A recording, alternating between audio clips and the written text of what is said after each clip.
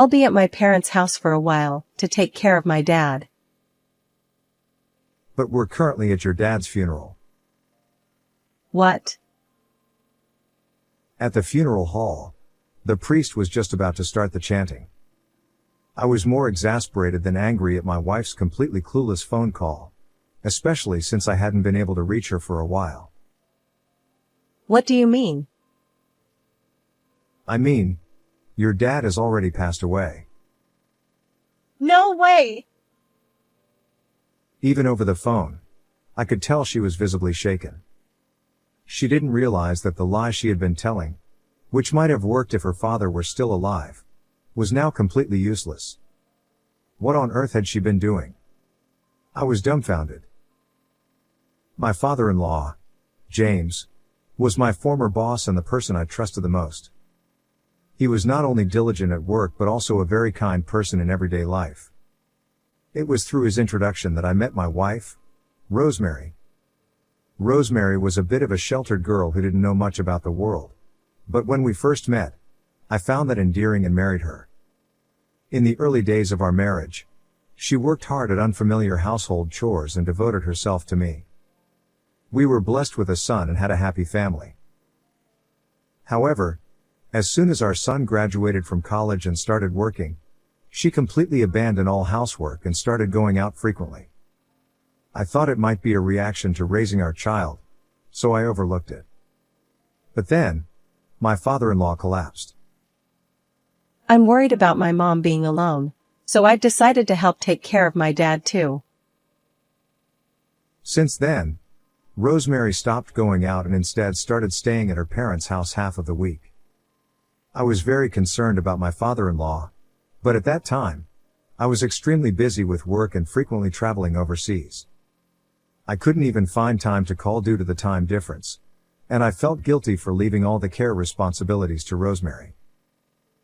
I'm really sorry I can't do anything for your dad, even though he's done so much for me. It's okay. I'm really grateful that you care so much about my dad. Are you okay with the caregiving expenses? I can help out a bit if you need more. Thank you. My mom was a bit worried about it. That would really help. This is the least I can do. Then, can you give me $10,000 for now? What? That much? You just said you'd help with the money. Since we no longer had to pay for our son's education, I didn't mind providing the money, but I was surprised by the large amount she requested. Okay, but what do you need that much for? Didn't we renovate your parents' house to be barrier-free last year? Yes, but we need to buy a caregiving bed and other things. I see. At that time, I cashed out a fixed deposit and gave her $10,000. However, she kept asking for $1,000 or $2,000 more for caregiving expenses. Since I had offered to help, I felt reluctant to question her too much, but I was still concerned about the frequent large expenses. The average caregiving cost is $700 to $800 per month according to the internet. So what is she spending it on? I should have contacted her parents' house to ask, but I was too busy with work. I kept postponing it, thinking that by providing the money, I was also participating in the caregiving. One day, after returning from a week-long overseas business trip, I'm home. Oh? Was today the day you were coming back? I returned home a bit earlier than planned, and my wife rushed into the living room, out of breath. I thought you were at your parents' house taking care of your dad today, Rosemary.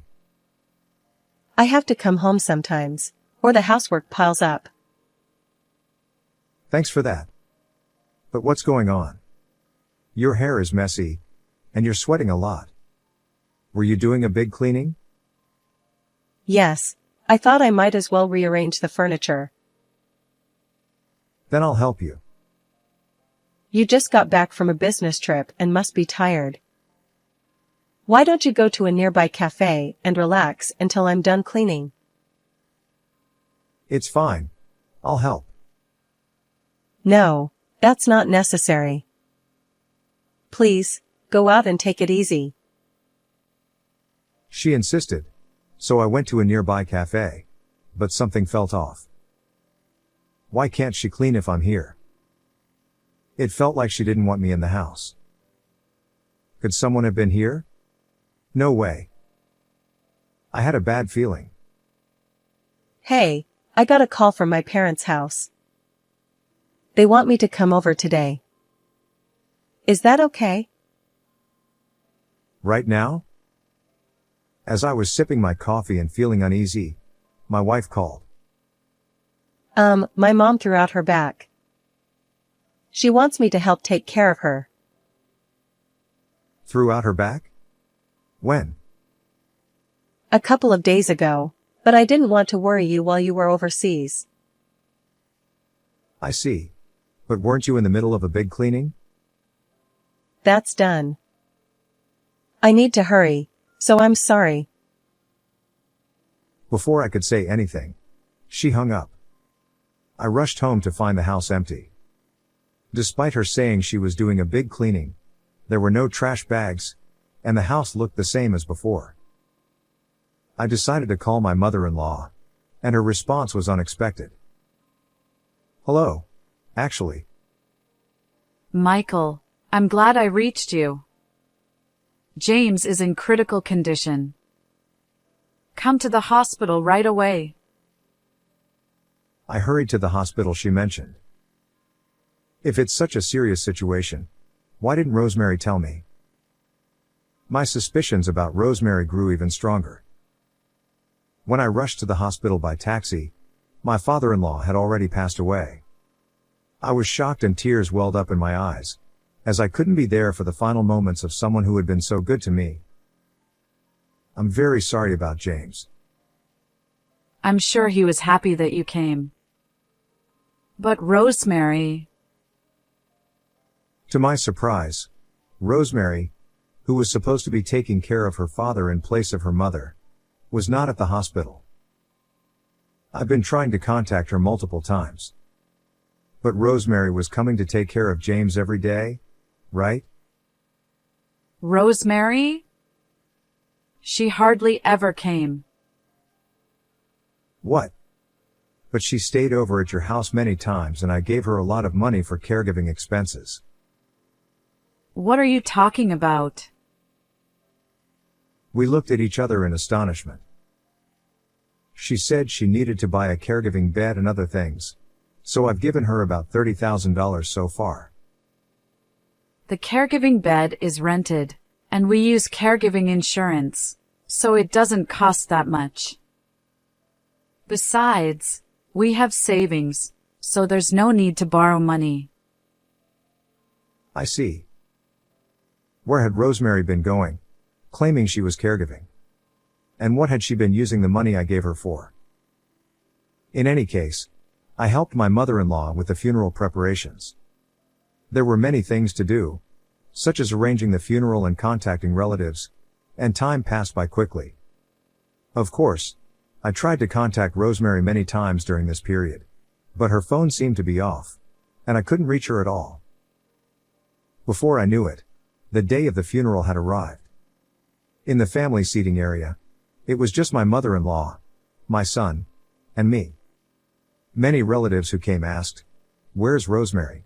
But I could only give vague answers. Then, just as the priest was about to start the chanting, Sorry, but it looks like I'll be staying at my parents' house for a while longer to take care of my dad. Rosemary, who hadn't answered any of my calls, called me in a carefree voice. I might not be able to come home for another week. Sorry. Really? My dad's condition is worse than I thought, and I'm worried. I see. It's a shame that I can't spend time with you while you're in the US. That's fine. So, where are you now? I told you, I'm at my parents' house. For what reason? What are you talking about? To take care of my dad, of course. We're at his funeral right now. What? Rosemary was silent for a few seconds, seemingly unable to comprehend the situation. Hey, are you listening? Your dad has passed away. No, why? Who have you been taking care of? I'll come right away. Just tell me the location of the funeral. Finally understanding the situation, Rosemary's voice was frantic. Ah, you don't need to come. Why not? It's my dad's funeral. You haven't been reachable at all. So what are you talking about? My phone was broken. I couldn't help it. Just tell me the location. The priest is about to start the chanting, and you'll just be in the way. How can you say that? Fine, I'll ask my mom. Your mom said not to come. No way! Anyway, I'm busy. Bye. Ignoring her as she tried to say something else, I hung up the phone. Actually, I already know where Rosemary is and who she's with. Dad, I saw Mom walking arm in arm with a man. Liam told me this when I was frustrated about not being able to reach Rosemary. I saw her last month at the location of my company's new employee training. I was curious and followed them, and they went into a hotel. Liam awkwardly took out his phone and showed me a photo. You've got to be kidding me. I thought she was away taking care of James. Right? I was shocked too.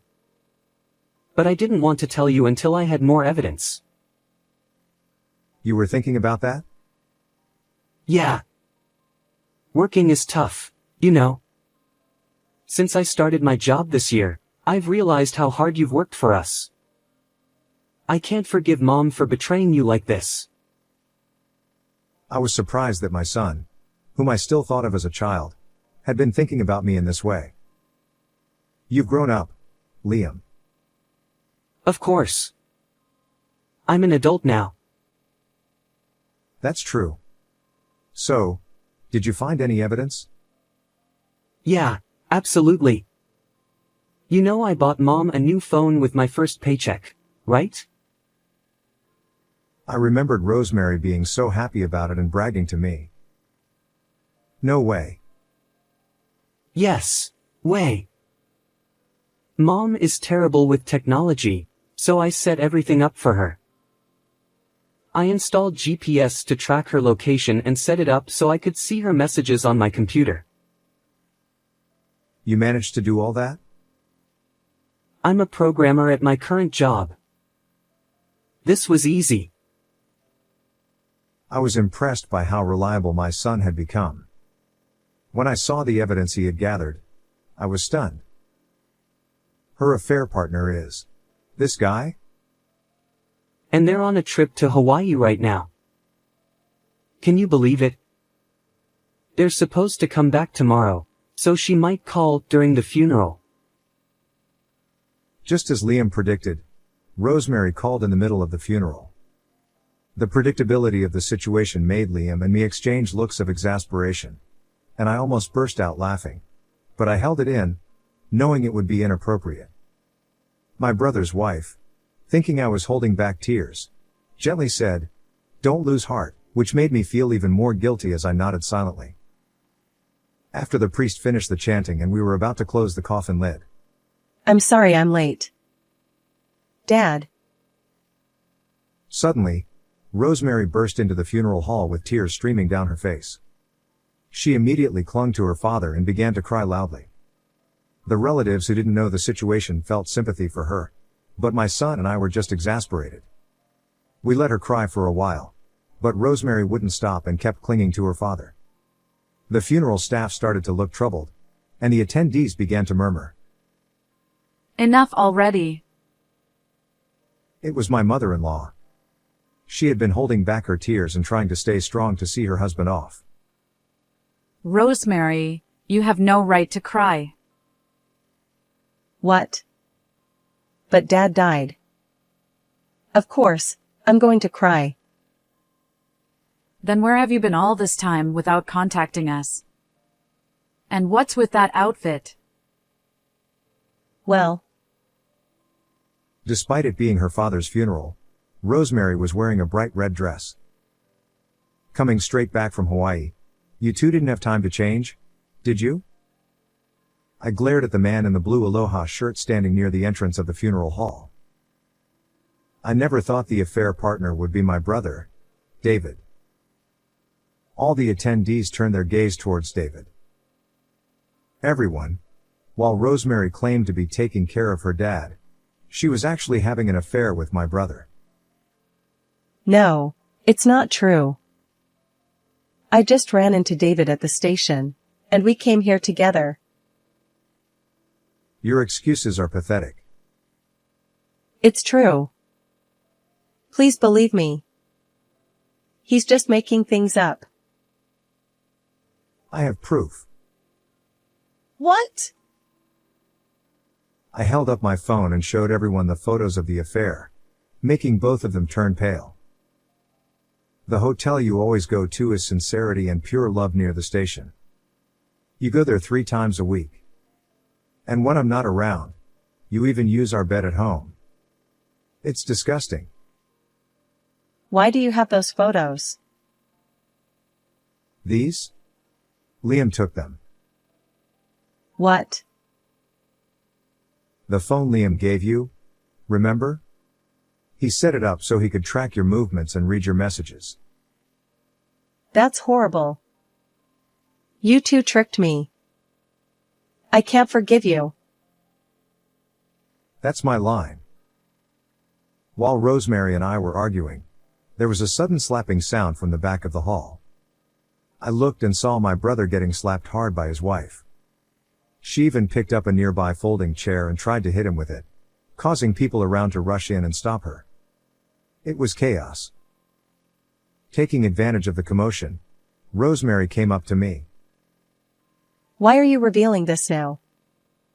You're ruining my dad's funeral. You're the one to talk? He was my dear dad. Then you should have taken proper care of him.